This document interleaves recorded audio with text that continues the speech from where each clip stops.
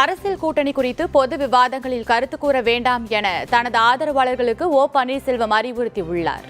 அதிமுக தொண்டர்கள் உரிமை மீட்புக் குழுவின் ஒருங்கிணைப்பாளர் ஓ பன்னீர்செல்வம் வெளியிட்டுள்ள அறிக்கையில், எம்ஜிஆரால் தோற்றுவிக்கப்பட்ட அதிமுக ஜெயலலிதாவின் மறைவுக்கு பிறகு தொடர் தோல்விகளை சந்தித்து மக்கள் செல்வாக்கை கொஞ்சம் கொஞ்சமாக இழந்து வருவதாகவும், துரோக கூட்டத்திடம் இருந்து கட்சியை மீட்டெடுப்பதற்காக போராடி வரும் அதிமுக தொண்டர்கள் உரிமை மீட்புக் குழுவுக்கு மக்கள் மன்றத்திலும் நீதிமன்றத்திலும் வெற்றி கிடைக்கும் எனவும் தெரிவித்துள்ளார். திமுக ஆட்சியில் மக்கள் சந்தித்து வரும் சிக்கல்களையும் தமிழ்நாட்டுக்கு எதிரான நடுவண் அரசின் செயல்பாடுகளை மக்களிடம் எடுத்து செல்லவும், அதிமுகவை அழிவு பாதையில் அழைத்து செல்லப்படுவதை மக்களுக்கு எடுத்து கூறவும் பொதுக்கூட்டங்களை நடத்த வேண்டும் என தொண்டர்களுக்கு ஓபிஎஸ் அறிவுறுத்தியுள்ளார்.